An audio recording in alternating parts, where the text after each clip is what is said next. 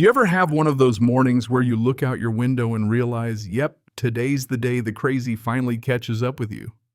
Because let me tell you, nothing wakes you up faster than a knock on the door from the local HOA president and her YouTube-obsessed son, especially when that knock ends up detonating 2 years' worth of undercover federal investigation right in your own backyard. Yeah, I know it sounds insane, but stick with me. By the time I'm done, you'll be questioning your own neighbors. I'm Thomas Harris, and I inherited this little cabin on the lake from my aunt 3 years ago, thinking I'd found the one place in America where nobody could bother me. Let me tell you, I was dead wrong. The peace didn't last not once Jake Evans got it in his head that my place was destined to make him famous. Kid rolls up out of nowhere with a trailer full of underwater camera gear, babbling about some big treasure hunting deal for his channel. Looked like he was prepping for a Discovery Channel shoot, all manic energy and caffeine shakes. At first it was almost funny. You know that kind of earnest, desperate excitement where you just feel bad because you know they're about to hit a wall? That was Jake. He comes at me. "Sir, your dock is perfect for my project. I've got a sponsorship I need, deep water access. Your place is the only one on the lake that's grandfathered in. This is my last shot." He's talking so fast I half expect to see sparks shoot out his ears, and part of me almost wanted to help the kid out. Until I caught the edge in his voice, like there was a clock ticking somewhere, and when it hit 0, things were going to get ugly. Then he starts hinting about people he owes money to, the kind who don't take IOUs or excuses, the kind I'd spent the last 6 months building a federal case against. Now here's where things go from awkward neighbor moment to holy hell, this is a setup. Because not 5 minutes after I turn Jake down, his mother Laura Evans comes striding up my drive like she's leading a legal invasion. She's HOA president, former attorney, and the kind of woman who looks at every interaction like a deposition.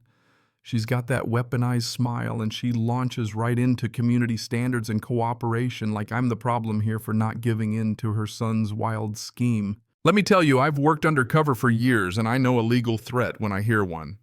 Laura drops subtle bombs about property values, HOA violations, and how sometimes it's best to work together for the good of the neighborhood. But she doesn't know the one thing that matters most. I'm not just some tech consultant with a nice security system. I'm a federal agent running surveillance on the exact kind of serious business people her son is tangled up with. They leave, but I know it isn't over. Sure enough, next morning I spot Laura parked across the street at 7 a.m., car full of paperwork hunting for dirt.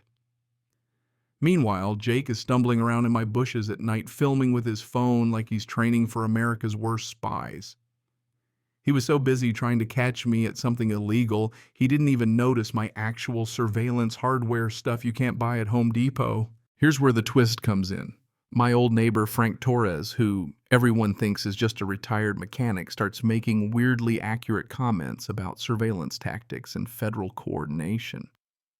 He's a little too good at spotting suspicious patterns. The guy's either got a past or he's watching me as closely as I'm watching everyone else. It only gets weirder. Jake's night vision escapades catch not just my cabin, but half the lake. He's got footage of all the boats, all the rentals, even stuff he shouldn't see. Kid accidentally does recon on half the people I'm investigating. Then he trips my motion sensors, panics, drops his phone in my driveway, and runs. When I pick it up, I realize this isn't just neighbor drama. Jake's camera roll is a gold mine. Federal plate surveillance footage of criminal targets and a digital trail of threats from the same criminals I'm tracking.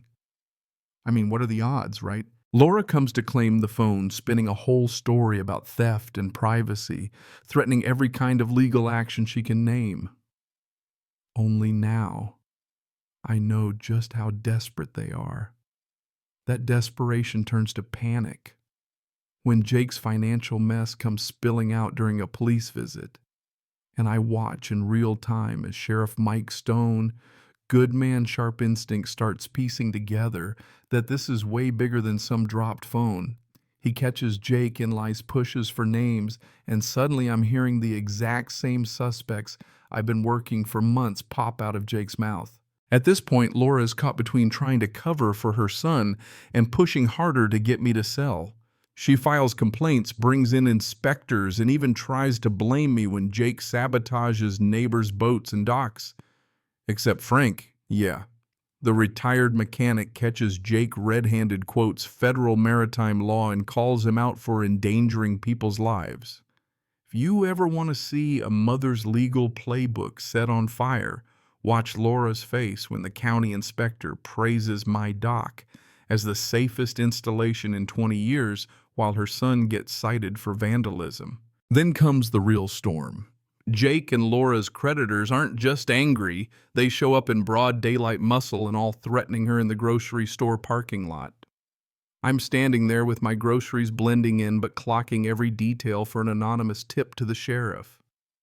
Stone rolls up with backup right as things get heated, diffuses the situation, and Laura finally starts to realize how outmatched she is.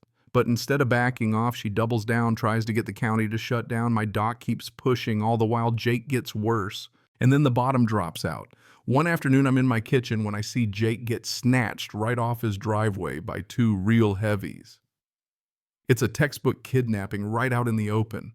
Laura's screaming, the whole community is panicking, and I have about 30 seconds to choose between blowing my cover or letting a kid get killed. I call my federal handler, Jane Cross, and within minutes the black SUVs roll up. The feds descend, guns drawn. The kidnappers are surrounded and surrender.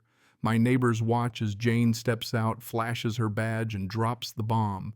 You are surrounded by federal agents. Release the hostage. That moment you could hear the whole community's jaw hit the ground.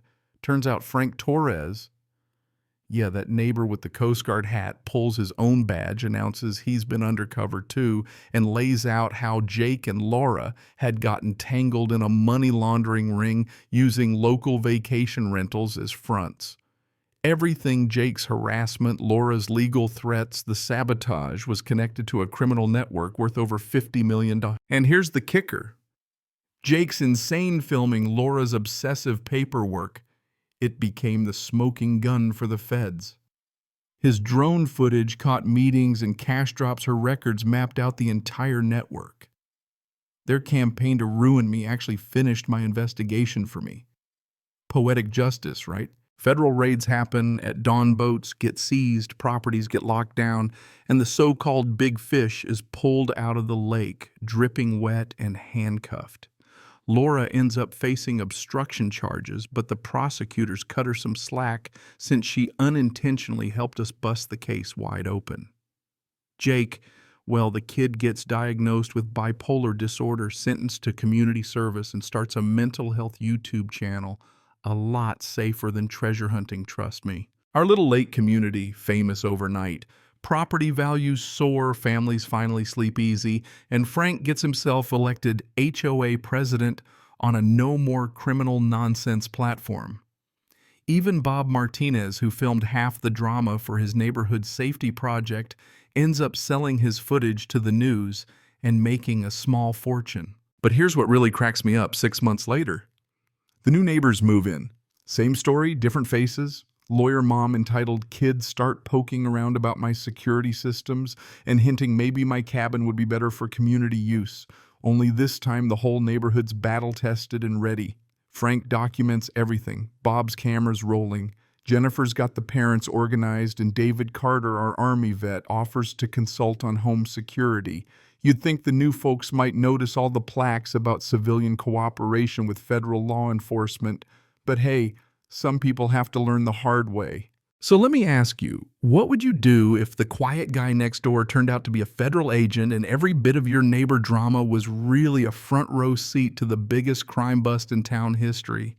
Drop your wildest neighbor story in the comments, because after all this, I'm convinced the line between crazy and criminal is a whole lot thinner than you think. And trust me, in this neighborhood, we don't just call the cops, we are the cops. Give this a like if you believe justice can strike twice. See you in the next one.